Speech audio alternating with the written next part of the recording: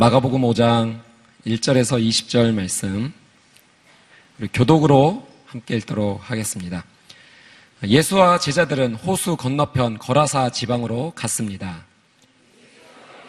내리시자 더러운 귀신 들린 사람이 무덤 사이에서 나와 예수와 마주치게 됐습니다. 그 사람은 무덤 사이에서 살았는데 아무도 그를 잡아맬 사람이 없었습니다. 쇠사슬도 소용없었습니다. 그는 여러 번 쇠사슬로 손발이 묶이기도 했지만 번번이 사슬을 끊고 발에 찬 쇠고랑도 깨뜨렸습니다. 아무도 그를 당해낼 수 없었습니다. 그는 밤낮으로 무덤들과 언덕을 돌아다니며 소리를 지르고 돌로 자기 몸을 찢곤 했습니다. 그런데 그가 멀리서 예수를 보더니 달려가 그 앞에 엎드려 절을 했습니다.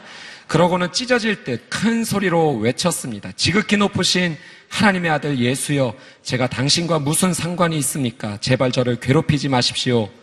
그것은 앞서 예수께서 그에게 더러운 귀신아 그 사람에게서 나와라고 하셨기 때문입니다.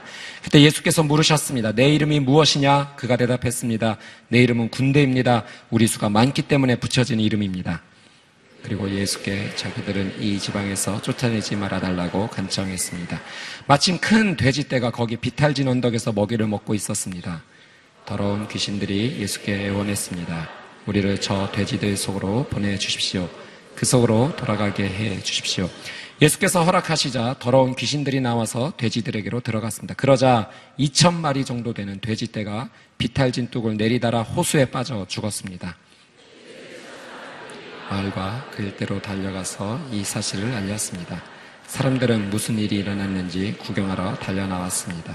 그들이 예수께 와서 군대 귀신 들렸던 그 사람이 옷을 입고 제정신이 들어 거기에 앉아있는 것을 보았습니다. 그들은 덜컥 겁이 났습니다. 귀신 들렸던 사람에게 무슨 일이 일어났으며 돼지들은 어떻게 됐는지 그들에게 이야기해 주었습니다. 그러자 사람들은 예수께 제발 이 지방에서 떠나달라고 부탁했습니다. 예수께서 배에 오르시려는데 귀신 들렸던 그 사람이 따라가겠다고 간청했습니다. 예수께서는 허락하시지 않고 이렇게 말씀하셨습니다. 집으로 돌아가 주께서 내게 얼마나 큰 일을 해 주셨는지 어떻게 자비를 베푸셨는지 가족들에게 말해 주어라. 그리하여 그 사람은 배가 볼리로 가서 예수께서 자기를 위해 얼마나 큰 일을 베푸셨는지 말하고 다녔습니다. 그러자 이 말을 들은 사람들마다 모두 놀랐습니다. 아멘. 힐링 파워라는 제목으로 하나님 말씀 함께 나누도록 하겠습니다. 7월 한 달은 힐 더 월드, 세상을 치유하라 라는 주제로 제가 하나님 앞에 함께 나가고 있습니다. 이 7월 한 달이 여러분의 삶 가운데 놀라운 치유가 임하게 되기를 주님의 이름으로 축복합니다. 또 여러분의 삶을 통하여 여러분의 가정과 직장과 학교와 여러분의 관계 맺는 모든 사람들이 예수 그리스도의 그 놀라운 치유를 경험하게 되기를 주님의 이름으로 축복합니다. 아멘. 오늘 말씀에서 우리는 절망적인 한 사람을 만나게 되죠. 소망이 없는 사람입니다. 그는 거라사 지방에 사는 귀신 들린 사람입니다. 그가 어떤 삶을 살았는가 성경은 그의 삶을 이렇게 표현을 하고 있습니다. 우리 3절 말씀 한 번 더 같이 한번 읽어보겠습니다. 소망이 없던 절망 가운데 있던 그 사람의 삶입니다. 한번 같이 읽어보겠습니다. 시작. 그 사람은 무덤 사이에서 살았는데 아무도 그를 잡아맬 사람이 없었습니다. 쇠사슬도 소용없었습니다. 그가 거하는 곳 어디였는가? 무덤 사이에서 살았다. 그가 사람들이 사는 일반적인 집에 살지 않고 무덤 가운데 살았다. 성경은 그렇게 표현하고 있습니다. 무덤이 주는 이미지가 무엇입니까? 어둠입니다. 죽음입니다. 무덤가에 산다는 것은 그가 어둠 가운데, 죽음 가운데 살았다라는 것을 설명을 하고 있는 거죠. 절망의 사람, 소망이 없던 사람, 그저 어둠 가운데 머물러 있어야 했던 사람, 죽음 가운데 죽음을 묵상하며 살아가 있던 한 사람, 바로 그 사람이 우리가 성경에서 만나는 절망의 사람입니다. 사람은 환경의 영향을 받습니다. 환경에 영향을 주기도 하지만 그 환경으로부터 영향을 받기도 합니다. 내가 어느 곳에 사느냐에 따라서 다른 인생을 살게 되는 거예요. 내가 살아가는 삶의 환경이 중요한 겁니다. 그 삶의 환경이 나에게 아무것도 주지 않는 것이 아니라 그 삶의 환경이 나에게 주는 영향력이 있다라고 하는 사실이죠. 오늘 성경에서 만나는 그 악한 영이 들렸던, 귀신이 들렸던 이 사람은 무덤가에 살던 사람입니다. 사랑 여러분, 나를 건강하게 하지 못하는 환경으로부터 끊어내야 됩니다. 나에게 좋은 영향을 주지 못하는 삶이 진행이 되고 있다면 당장 그것을 끊어내야 돼요. 끊어내지 않고서는 계속해서 그 삶이 주는, 환경이 주는 영향을 받고 살아갈 수밖에 없는 거죠. 내가 정말 살을 빼고 싶다. 그러면 먹는 것으로 둘러싸여진 환경으로부터 탈출해야 됩니다. 탈출하지 않고서, 벗어나지 않고서 늘 주변에 먹을 것이 산의 진미처럼 둘러싸여 있는데 살을 빼겠다. 불가능합니다. 예. 여러분, 환경으로부터 먼저 조절하셔야 되는 거예요. 내가 죄를 짓기를 원치 않는다. 그러면 죄를 짓는 환경으로부터 나와야 되죠. 내가 술을 끊겠다. 그러면 술을 먹는 환경으로부터 나와야 됩니다. 내 눈을 정결하게 하고 싶다. 그러면 눈을 더럽게 하는 것으로부터 나와야 되는 거예요. 내 손과 발, 내 마음을 하나님 앞에 온전히 드리고 싶다. 그러면 내 손과 발을 더럽게 하는 그 환경으로부터 나와야 됩니다. 나오지 않고서 그곳에 머물면서 내가 그 가운데 깨끗하게 살고 싶다, 거룩하게 살고 싶다, 어려운 것입니다.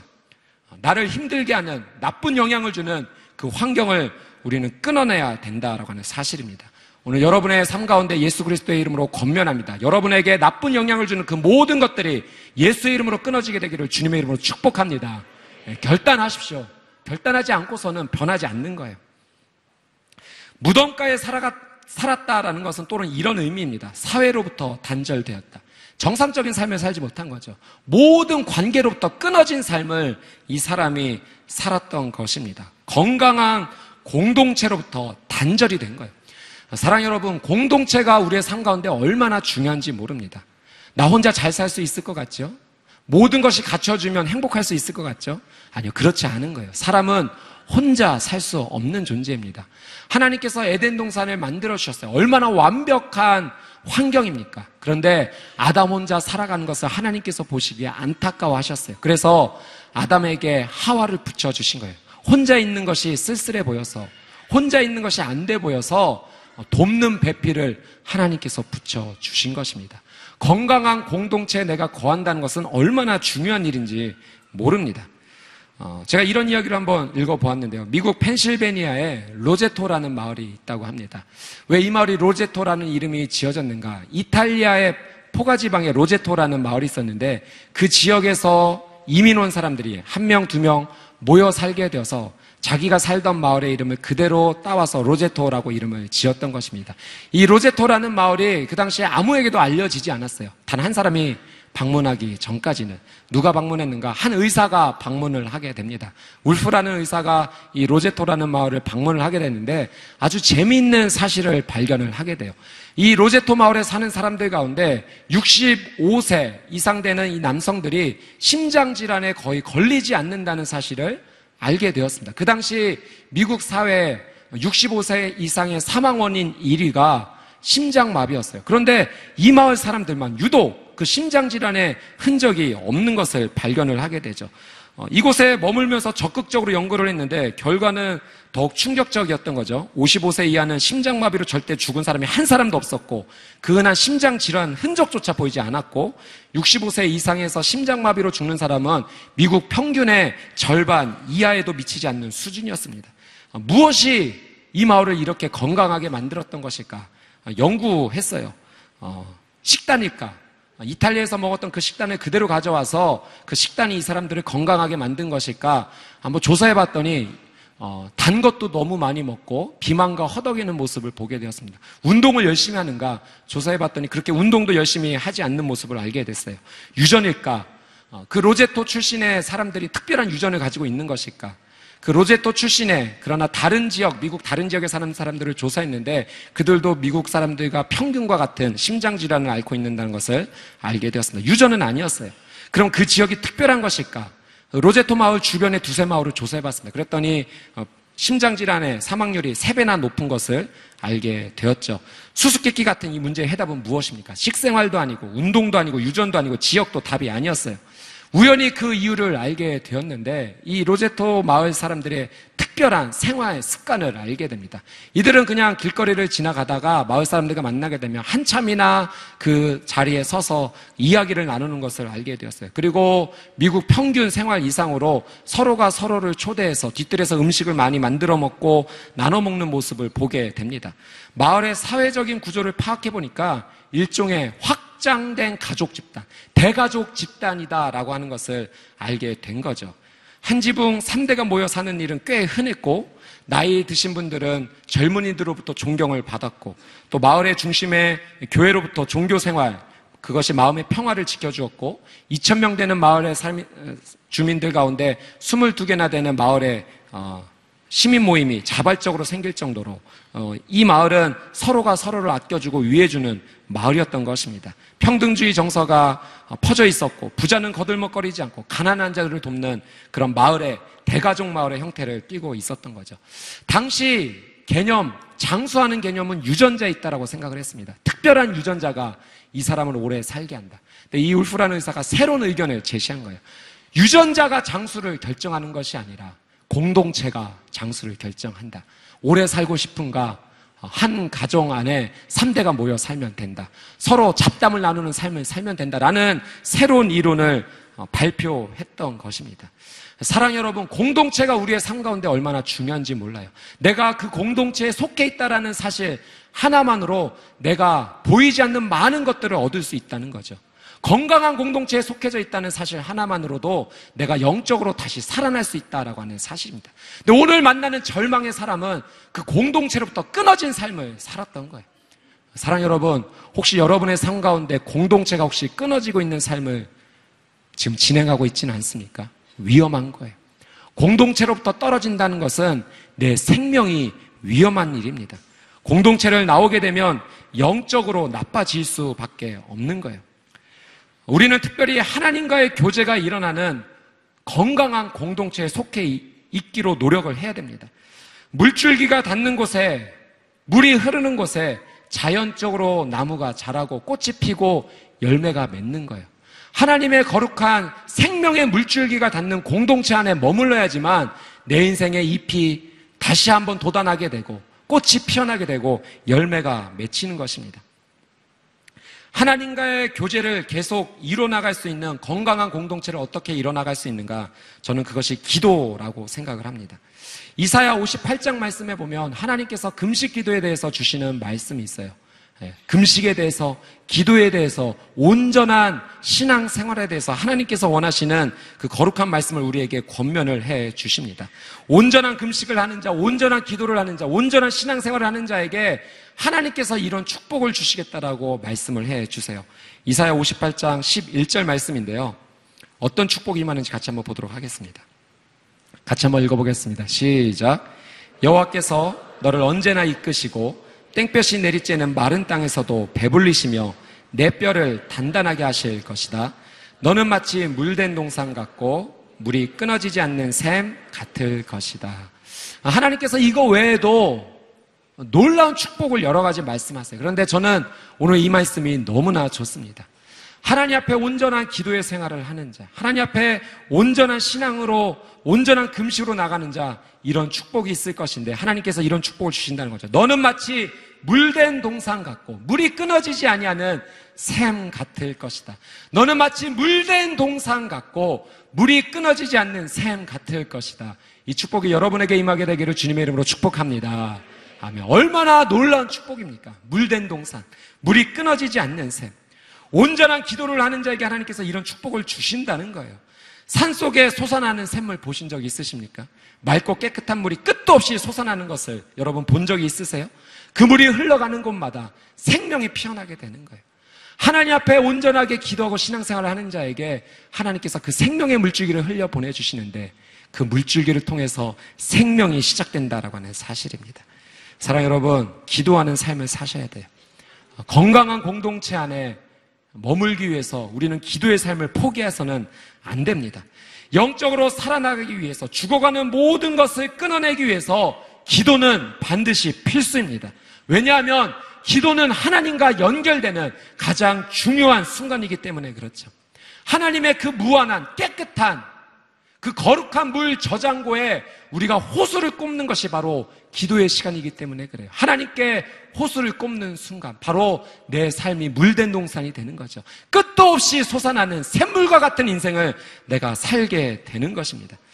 예수님께서 이렇게 말씀하신 적이 있으세요. 요한복음 7장 말씀인데요. 요한복음 7장 37절에서 39절 말씀을 같이 한번 읽어보도록 하겠습니다. 같이 한번 읽어볼게요. 시작. 초막절의 가장 중요한 날인 마지막 날에 예수께서 일어나 큰 소리로 말씀하셨습니다. 누구든지 목마른 사람은 다 내게로 와서 마시라. 누구든지 나를 믿는 사람마다 성경의 말씀대로 생수의 강이 그의 배에서 흘러나올 것이다. 이것은 예수를 믿는 사람들이 받게 될 성령을 가리켜서 하신 말씀이었습니다. 그때까지 성령을 주시지 않았던 것은 예수께서 아직 영광을 받지 않으셨기 때문입니다. 사랑하는 여러분, 예수님께서 말씀하셨어요. 누구든지 목마른 사람은 다 내게로 와서 마셔라.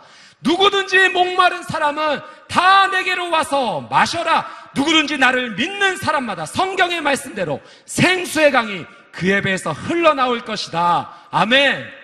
생수의 강이 그의 배에서 흘러나올 것이다. 예수님께서 말씀하셨어요. 누구든지 내게로 와서 마셔라. 그러면 성경의 이름과 같이, 성경에서 말씀하신 것 같이 생수의 강이 그의 배에서 흘러나올 것이다. 얼마나 놀라운 말씀입니까? 이것은 사람들이 받게 될 성령을 가리켜서 하신 말씀이라는 거예요. 내가 하나님 앞에 기도하고 내 기도의 물줄기가 주 앞에 온전히 전달이 되어질 때 성령의 그 거룩한 충만함을 하나님께서 공급해 주신다는 거예요. 내 인생 가운데 죽어가는 모든 것을 하나님께서 물러나게 해주시고 그 성령의 놀라운 역사를 통해서 내 인생 가운데, 내 비전 가운데, 내 영혼 가운데 새로운 생명이 시작되게 해주신다. 하나님께서 약속하신 것입니다. 사랑하는 여러분, 성령의 충만함을 입게 되시기를 주님의 이름으로 축복합니다. 악한 영의 지배를 받지 말고 성령의 충만을 받는 것이 너무나도 중요한 거예요. 둘 중에 하나예요. 여러분, 중간은 없어요. 회색지대는 없습니다. 이거 아니면 이거예요. 하나님의 성령의 충만함을 받든지 악한 영의 지배를 받든지 둘 중에 하나입니다. 이것도 저것도 아닌 사람은 삶은 없습니다. 단 하나를 우리는 선택해야 되는 거예요. 에베소서 5장 18절 말씀에 이 말씀 있지 않습니까? 술 취하지 말라. 이는 방탕한 것이니 오직 성령의 충만을 받아라. 술 취하지 말라. 이는 방탕한 것이니 오직 성령의 충만을 받아라. 성령 충만 아니면 술 취한 인생 되는 거예요. 여러분, 술 취한 인생은 죄를 선택하는 인생입니다. 내 인생이 죄를 선택하면, 내 인생이 하나님 원하시지 않는 삶을 선택하면 성령 충만을 받을 수 없어요. 어떻게 내 인생 가운데 죄 짓지 않는 인생을 살 것인가? 다른 거 없어요. 성령 충만을 사모하시면 됩니다. 성령 충만은 어디서부터 시작되는가? 예수께 나가는 것으로부터 시작이 된다는 거예요. 누구든지 목마른 자는 내게서 와로 마셔라. 그리하면 성경의 이름과 같이 그의 배에서 생수의 강이 흘러나가게 될 것이다. 예수 그리스도 그 놀라운 능력을 선택하고 죄를 선택하지 않고 성령의 충만함을 받는 여러분의 삶이 되시기를 주님의 이름으로 축복합니다. 갈라디아서 5장 16절 17절 말씀해 보면 여러분이 잘 아시는 것처럼 육체의 소욕과 성령의 소욕에 대해서 말씀하세요. 육체의 소욕을 선택하면 성령을 거스리는 것이다. 그러나 성령을 선택하게 되면 육체의 소욕을 멀리하게 되는 것이다. 성경의 원리, 하나님의 진리는 복잡하지 않습니다. 하나를 선택하면 하나는 멀어지게 되는 거예요. 여러분이 육체의 일을 선택하면 자동적으로 성령님으로부터 멀어질 수밖에 없어요. 하나님으로부터 멀어질 수밖에 없어요. 그러나 하나님을 온전히 선택하게 되면 육체의 소욕을 멀리할 수 있게 되는 것입니다. 애매한 입장 취하지 마십시오. 분명한 입장을 밝히셔야 됩니다. 하나님 아니면 세상인 거예요. 중간은 없어요. 기도하는 삶을 선택해서 생명의 자리에 머물든지 기도하지 않고 죽음의 자리, 무덤의 자리로 나가든지 우리는 둘 중에 하나를 선택해야 됩니다. 건강한 공동체 안에 머물면서 하나님 앞에 기도하는 인생을 살든지 세상을 따라가 무덤으로 나아가는 인생을 살든지 둘 중에 하나를 선택해야 되는 거예요. 건강한 공동체 안에서 기도하며 성령 충만을 선택하는 그 지혜가 저와 여러분의 가운데 임하게 되기를 주님의 이름으로 축복합니다. 기도를 정말 선택하십시오. 기도만이 우리가 살 길입니다. 여러분이 머무는 공동체가 기도하는 공동체가 되도록 노력하셔야 돼요. 우리 집은 안 돼 라고 단정하지 마십시오.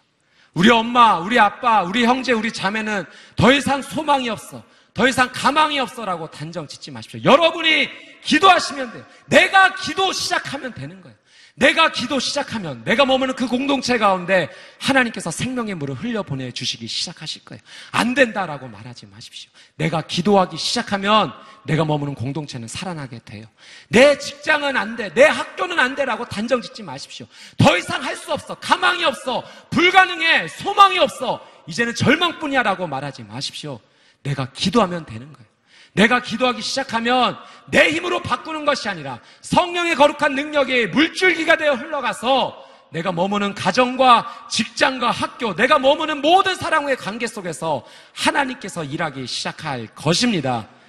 기도는 우리의 삶 가운데 불을 붙이는 작업이에요. 하나님 앞에 온전히 무릎 꿇기 시작할 때 하나님께서 우리에게 불을 내려주시죠. 내게 불이 임하게 되면 내가 걸어가는 그 모든 곳에 불이 붙기 시작하는 거죠. 여러분, 교회 공동체가 기도하는 공동체 되어야 합니다. 여러분이 머무는 그룹, 여러분이 머무는 순, 여러분이 함께 이제 떠나게 될 아웃리치 팀, 기도하는 팀이 되어야 되는 거예요. 하나님께 호소를 꽂고 성령의 거룩한 은혜를 구하면서 그 놀라운 은혜를 받아들이는 공동체가 되어야 되는 것입니다. 제가 섬기는 저희 공동체, 저희 갈렙 공동체를 섬기고 있는데요.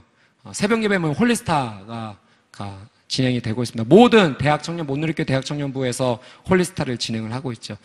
최근에 하나님께로부터 받은 비전은 현재 저희 홀리스타는 30명 정도 평균 예배를 드리고 있는데 50명의 기도의 용사를 모으라는 하나님의 비전을 받았습니다. 그래서 벌써 선포하고 기도하고 있어요. 하나님, 이 거룩한 예배 자리에 기도의 용사를 보내주십시오. 하나님의 사람을 보내주십시오. 저는 너무나 기대가 되는 거예요. 하나님께서 보내주신 기도의 용사를 통해 불을 받은 그들이 세상으로 나아가, 가정으로 나아가, 직장으로 나아가, 학교로 나아가 어떤 일을 벌이게 될지 기대가 되는 거예요. 저는 이 50명이 채워지게 되면 다시 100명을 놓고 기도할 것입니다. 기도원의 300용사처럼 300명을 위해서 기도할 거예요. 아브라함의 훈련받은 318명처럼 318명을 위해서 기도할 거예요. 계속해서 기도의 사람을 보내주십시오. 기도의 사람을 통해 하나님의 놀라운 역사를 시작해 주십시오. 그 비전이 제 가슴을 뜨겁게 하고 있습니다. 뜨겁게 기도해야 돼요. 그것만이 살 길입니다. 최근에 이 정도로 기도해야 된다라는 아주 강력한 도전을 받은 적이 있습니다. 얼마 전에 저희 카운트다운 집회 있었죠. 이 카운트다운 집회 가운데 이제 접수에서 일어났던 에피소드를 제가 듣게 되었는데요.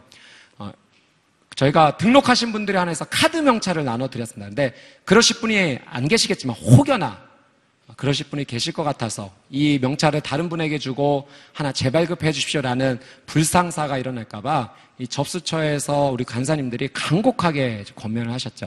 재발급 안 됩니다. 잊어버리시면 안 됩니다라는 강력한 권면을 했어요.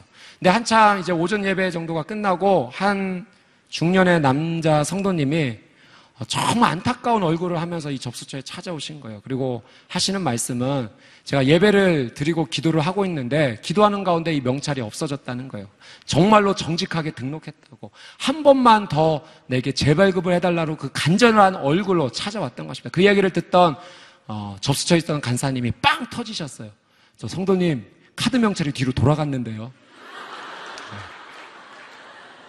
너무 기도를 열심히 하다 헤드뱅잉 수준으로 기도를 하시다가 명찰이 뒤로 돌아가고 눈을 떠보니 명찰이 없어진 거예요. 이 정도로 기도하셔야 됩니다, 여러분. 내 명찰이 어디 갔는가? 이것이 우리의 도전이 돼야 돼요. 제가 얼마나 가슴이 뜨거워졌는지 모릅니다. 사랑하는 여러분, 부르짖은 하나님 앞에 기도하시는, 간절하게 나아가시는 저와 여러분의 삶이 되기를 주님의 이름으로 축복합니다. 치유와 회복은 누가 하시는가? 여러분, 치유와 회복은 누가 하십니까? 오늘 말씀에 나온 더러운 영에 사로잡힌, 귀신에 사로잡혔던 한 사람, 군대 귀신에 들려서 괴롭힘을 당하던 한 사람이 치유를 받았습니다. 이 치유를 누가 하셨습니까?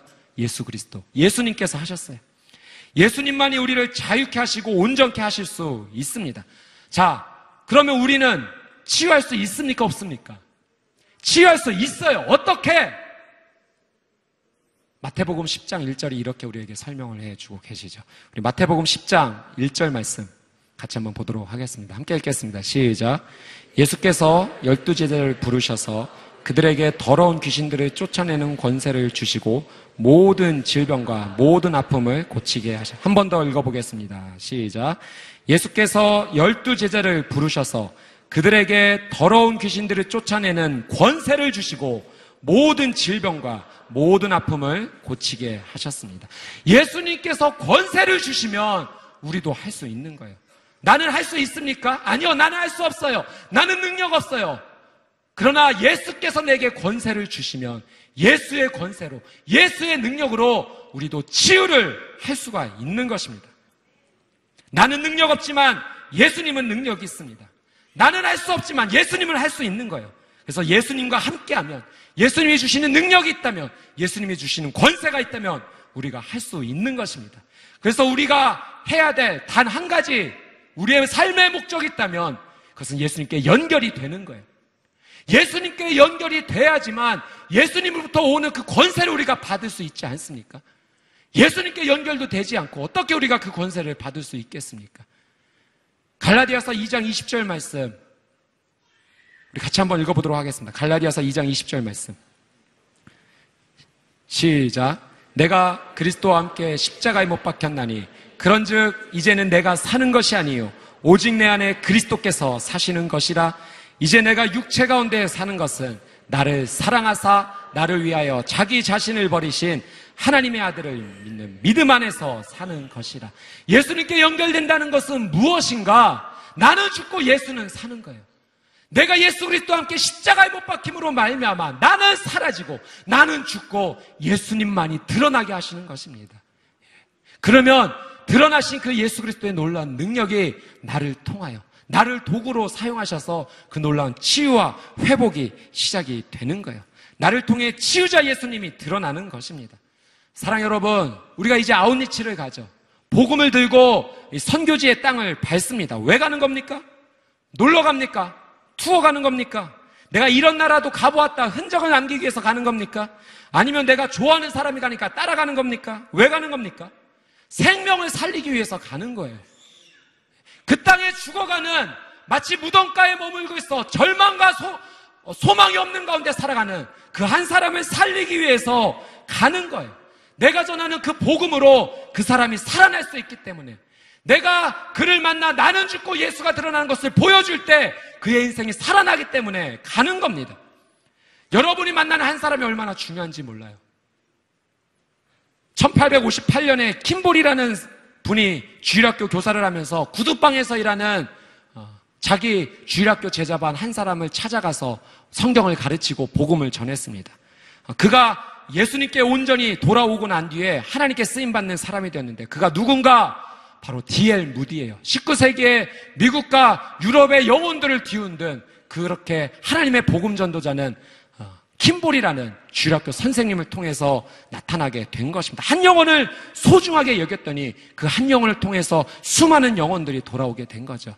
여기서 그치지 않습니다. D.L. 무디가 런던에서 21년 뒤에 집회를 열게 되었고, 그 집회에서 체프만이 회심을 했고, 이 체프만을 통해서 빌리 선데이라는 사람이 복음을 받아들이게 되었고, 빌리 선데이가 샬롯에서 복음을 전할 때 실망스럽게도 단 한 사람만이 복음을 영접했습니다. 12살짜리 어린 소년. 그러나 이 소년이 누가 되는지 아십니까? 전 세계 수백만의 사람들에게 복음을 전한 빌리 그레함이 이렇게 탄생하게 된 것입니다. 한 사람 한 사람을 통해 복음이 전파되었던 것이 수많은 사람들을 돌아오기는 놀라운 영적인 열매를 맺었다라는 거예요. 여러분이 밟게 될 그 아웃리치의 땅을 통해서 한 사람을 만나게 될 거예요. 그에게 생명의 복음을 전하게 될 거예요. 나는 죽고 예수와 산다는 것을 보여주게 될 거예요. 그 사람이 돌아오게 되면 어떤 역사가 일어날지 모르는 거예요. 여러분 축복합니다. 당신이 복음 전한 그 한 사람을 통해 그의 가정이 변화되고 그의 가문이 돌아오고 그의 인생을 통해 수많은 자들이 복음으로 돌아오게 되기를 주님의 이름으로 축복합니다. 한 사람이 중요한 거예요. 단 한 사람이 죽게 돌아오면 하나님의 역사는 시작이 되는 것입니다. 아웃리치를 통해서 한 사람의 영혼이 살게 해달라고 기도해야 돼요. 치유자 예수 앞에 그를 데려와야 합니다. 어둠과 죽음 가운데 머물러 있던 그의 인생을 빛 가운데로 데려와야 하는 것입니다. 우리 15절에서 20절 말씀, 오늘 본문의 15절에서 20절 말씀 같이 한번 보도록 하겠습니다. 15절에서 20절 같이 한번 읽어보도록 하겠습니다. 시작. 그들이 예수께 와서 군대 귀신 들렸던 그 사람이 옷을 입고 제정신이 들어 거기에 앉아있는 것을 보았습니다. 그들은 덜컥 겁이 났습니다.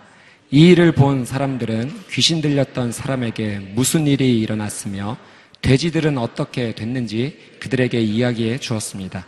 그러자 사람들은 예수께 제발 이 지방에서 떠나달라고 부탁했습니다.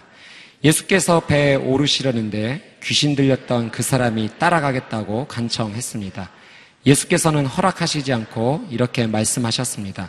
집으로 돌아가 주께서 내게 얼마나 큰 일을 해 주셨는지 어떻게 자비를 베푸셨는지 가족들에게 말해 주어라. 그리하여 그 사람은 대가볼리로 가서 예수께서 자기를 위해 얼마나 큰 일을 베푸셨는지 말하고 다녔습니다. 그러자 이 말을 들은 사람들마다 모두 놀랐습니다.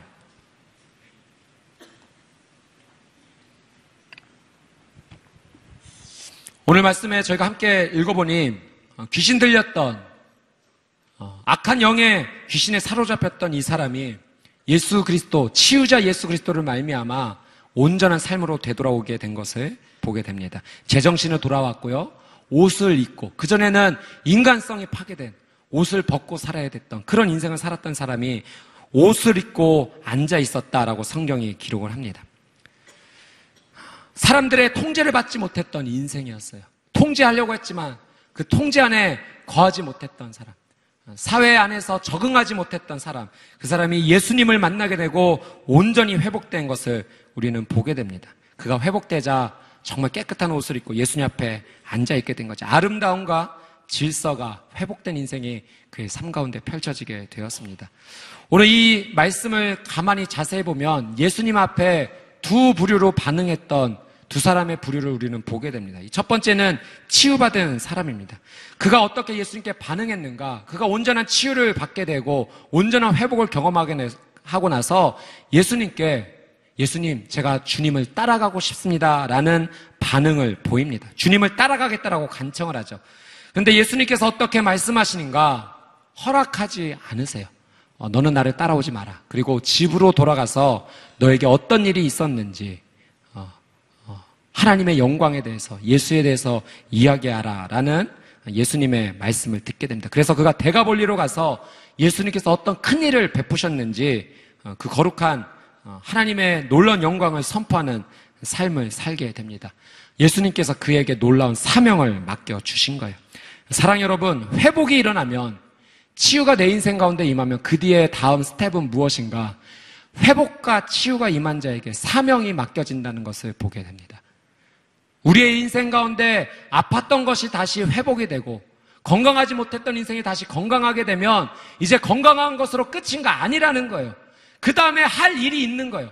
하나님께서 내게 맡겨주신 일이 있는 거예요. 그것이 바로 사명입니다. 여러분이 아웃리치를 통해서 한 사람을 예수님께로 데려올 수만 있다면, 그래서 그가 온전한 치유와 회복을 경험하게 된다면 그의 인생은 어떤 인생을 살게 되는가? 사명자의 인생을 살게 된다는 거죠. 예수를 따르는 삶이 되게 됩니다. 우리도 마찬가지예요. 우리도 치유되고 회복이 되면 어떤 길을 걸어가야 되는가? 사명자의 길을 걸어가야 된다는 사실을 여러분 분명히 기억하십시오. 이 성경에서 나오는 이 진리, 법칙들을 가만히 생각해보면, 조금만 바꿔 생각해보고 거꾸로 생각해보면 놀라운 은혜가 담겨져 있는 것을 보게 됩니다. 예를 들면 이런 것들이죠. 오늘 큐티 말씀에 나왔던 바울과 바나바가 예루살렘 회의에서 결정된 이방인들의 교회를 향한 아주 좋은 소식을 들고 안디옥 교회에 가서 그 소식을 전하게 돼요. 그리고 유다와 실라도 함께 동행해서 그 이방인 사람들을 격려하는 모습을 보게 됩니다. 그 말씀 한 구절을 같이 한번 보도록 할게요. 사도행전 15장 32절 말씀인데요. 이 말씀 저는 참 좋습니다. 재밌어요. 한번 같이 한번 보도록 하겠습니다. 32절 시작. 유다와 실라도 예언자였기 때문에 여러 가지 말로써 그 형제들을 격려하고 힘을 북돋아 주었습니다. 가만히 보십시오. 이 말씀에 유다와 실라도 예언자였기 때문에 라는 말이 있어요. 예언자였기 때문에 그들이 무엇을 했는가? 격려하고 힘을 북돋아 주었다라는 사실이죠. 저는 이 표현이 너무 재밌고 의미가 있습니다. 예언자였기 때문에 격려하고 힘을 북돋아 주었다. 사랑하는 여러분, 조금만 바꿔 거꾸로 생각하면 이런 의미가 담겨 있지 않습니까? 격려하고 힘을 북돋아주는 사람이 되면 그는 하나님께서 세우신 예언자의 삶을 따라간다는 거예요. 그렇죠. 한 사람을 만나게 돼서 그 사람을 격려해 주고 있어요. 하나님께서 너를 사용하실 거야. 하나님께서 너에게 새로운 은혜를 주실 거야. 힘내. 여기서 멈추지 마. 다시 일어나 가자. 격려하고 힘을 북돋아주면 그는 어떤 인생을 살게 되는가? 하나님께서 세우신 예언자의 삶을 살아간다는 거죠. 예언자라는 것이 비단 우리 인생 앞에 있는 어떤 일을 하나님께서 그 비밀을 깨닫게 해주셔서 아는 것으로만 그친다는 것이 아니라는 거예요. 성경에서 말하는 예언은 그 교회 공동체를 건강하게 세운다라고 분명히 말씀하십니다. 그 가운데 하나가 격려하고 힘을 북돋아 준다는 거예요. 격려하고 힘을 북돋아주는 인생이 예언자의 인생을 산다. 재밌지 않습니까? 여러분, 누가 치유자고 누가 회복된 자입니까? 좀 전에 있었던 말씀을 생각해 보십시오. 치유되고 회복되면 어떤 길을 걷게 된다? 사명자의 길을 가게 된다.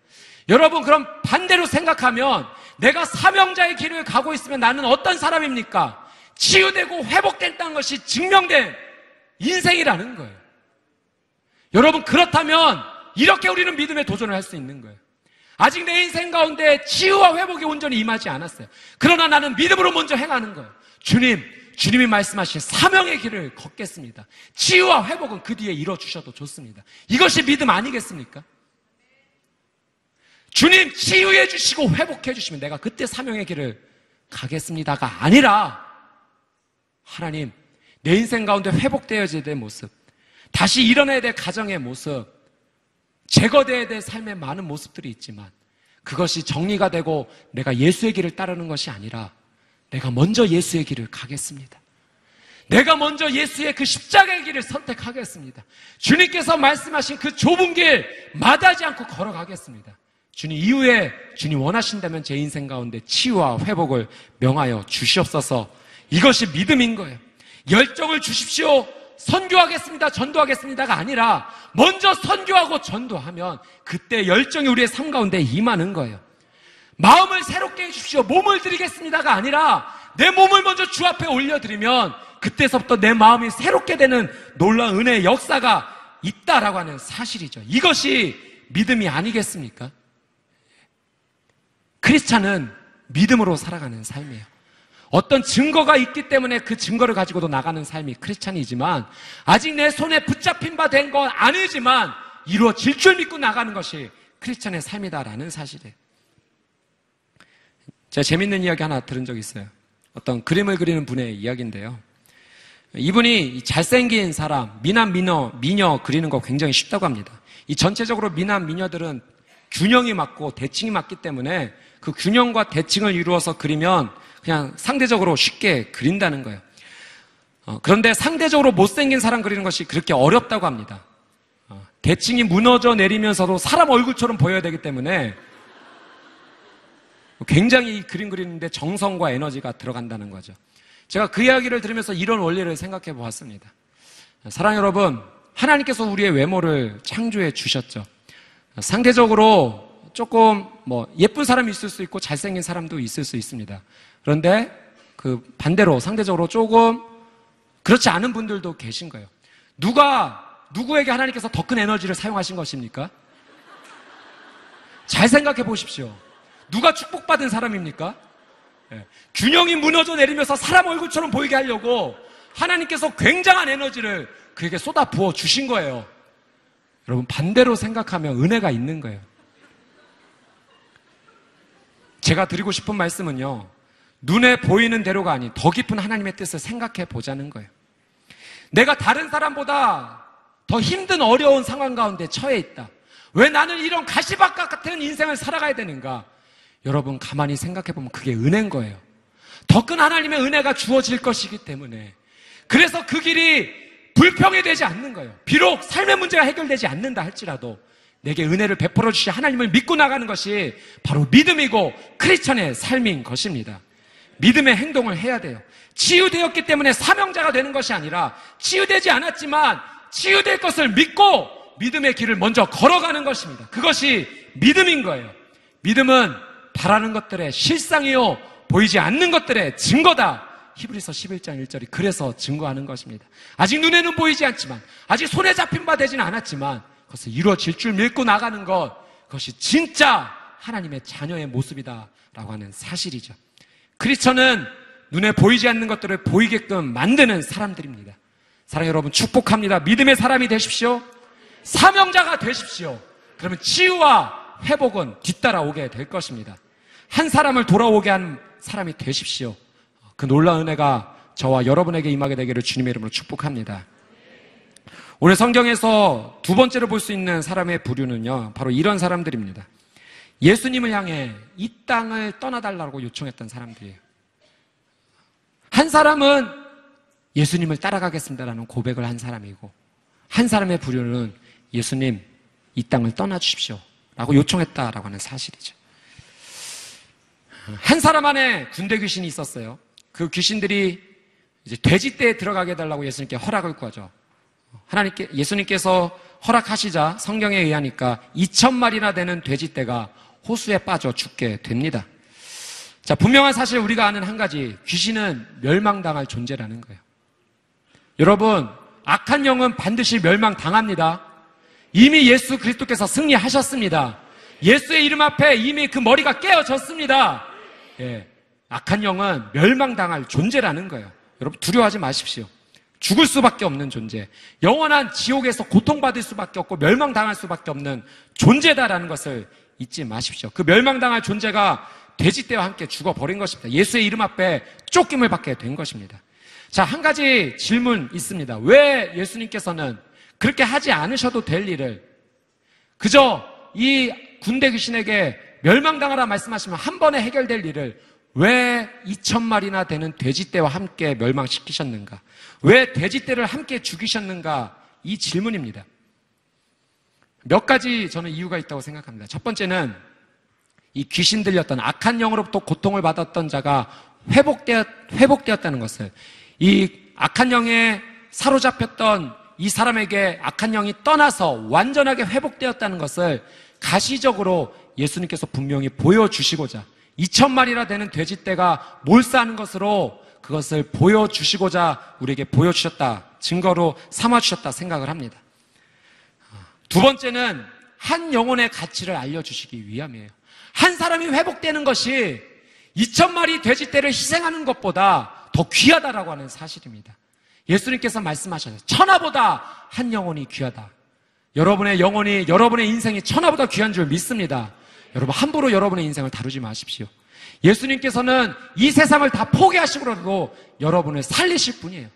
지금 2,000마리나 되는 돼지떼를 희생하시고서도 이 한 영혼을 살려야 된다는 것을 예수님께서 보여주시고자 희생시키신 거예요. 2,000마리 돼지떼가 아깝지 않다 보여주시기 위함입니다. 세 번째는 이런 이유입니다. 탐욕과 소유욕에 사로잡혀 있는 사람들을 깨우쳐 주시기 위해서. 당시 율법으로는 돼지는 부정한 동물이었어요. 먹지 못할 동물입니다.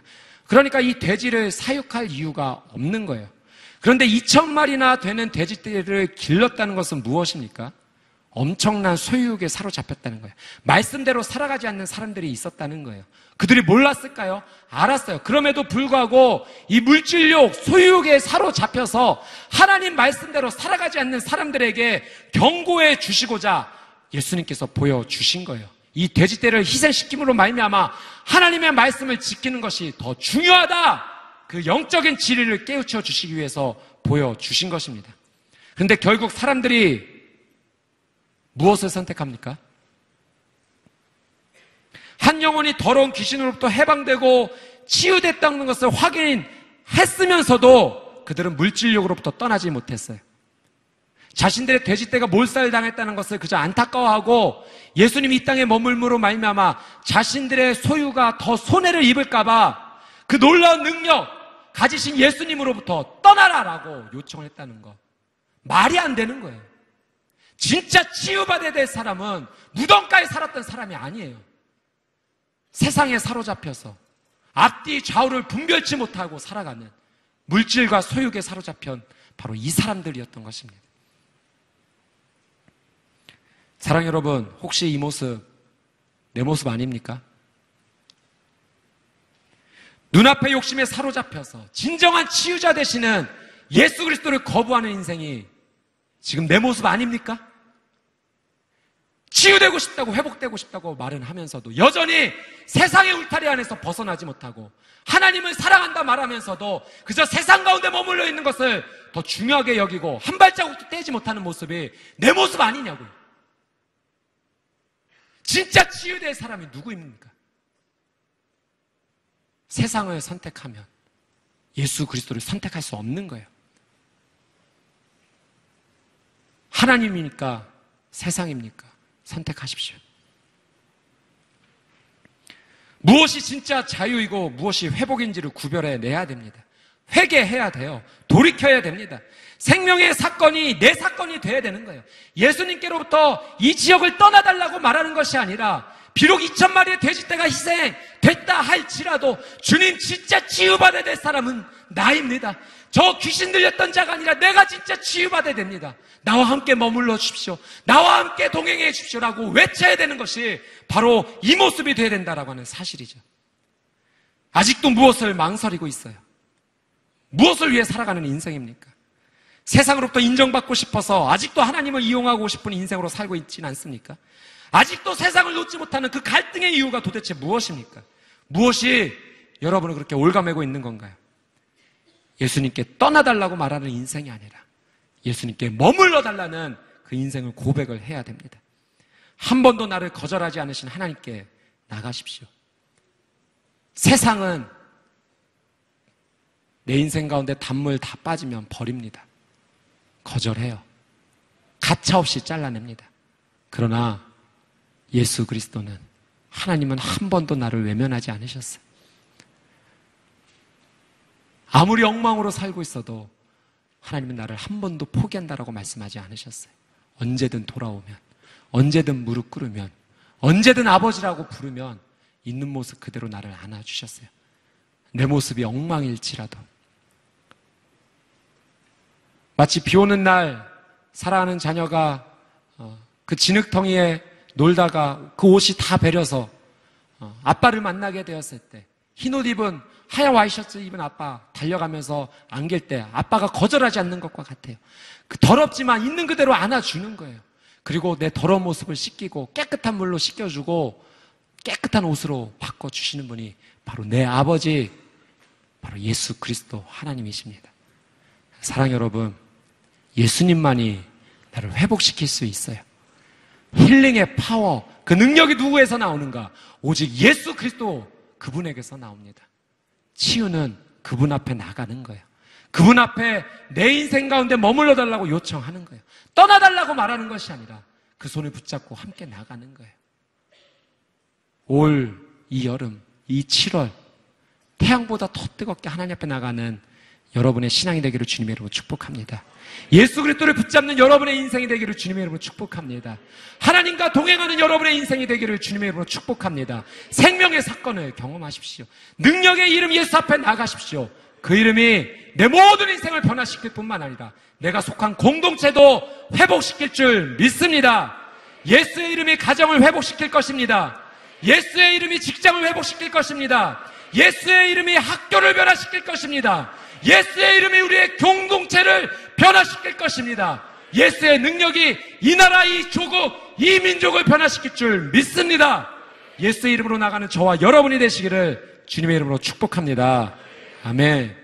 주신 말씀 붙잡고 같이 한번 기도하며 나가도록 하겠습니다.